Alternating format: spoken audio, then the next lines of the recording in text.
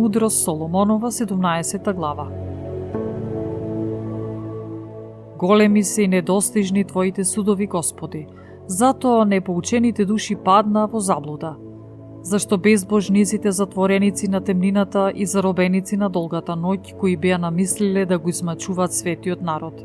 Затворајќи се во своите куќи, станаа бегалци од вечната промисла, мислејќи дека нивните тајни гревови ќе останат сокриени, тие под темниот покрив на заборавот. Се рассеале, силно препашени од сениште избезумени, зашто и најскришното место во кое се затвораа не ги избавуваше од стравот. Но околу нив страшни звуци се огласува и во ужас ги доведуваа. Им се јавува грди чудовишта со страшни лица. Никаква огнена сила не можеше светлина да им даде, ниту пак светлиот блскот од звездите можеше да ја осветли таа мрачна ноќ. Им се јавуваа така сами од себе, запалени клади полни со ужас, и кога виденијата исчезнуваа, од страв избезумени им се чинеа многу погрди. Падна лагите на волшебното знаење, фалбите за разум на подбив се изложија.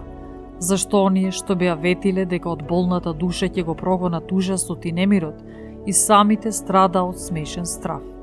И дури кога немаше ништо да трепне и да ги сплаши, движењето на животните и шушкањето на змиите ги плашеше, тие умира од страв, плашејќи се дури од воздухот, од кој никаде не може да се избега.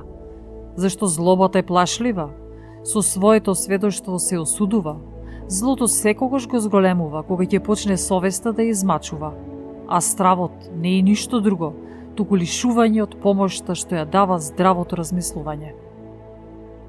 Колку е помала внатрешната надеж, толку поголема била замислувана непознатата причина, од која произлегува маката. И тие, во таа навистина неподнослива ноќ, излезен од лабините на страшниот пекол, приготвувајќи се да заспијат обичен сон. Час бивали измачувани од страшни привиденија, час разлабувани од очајание, затоа што ги напаѓал ненадеен страв. И така, таму кој каде што се нашол, бил затворен во темница без окови.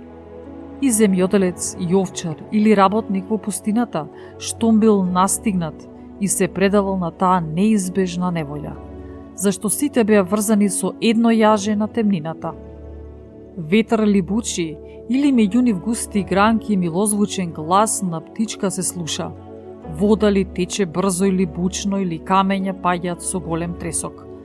Дали тоа животни трчаат и скокаат, да не се гледаат, или најсвирепит зверови рикаат или се слуша одглас на планински длабини, сето тоа ги престрашуваше и истоштуваше.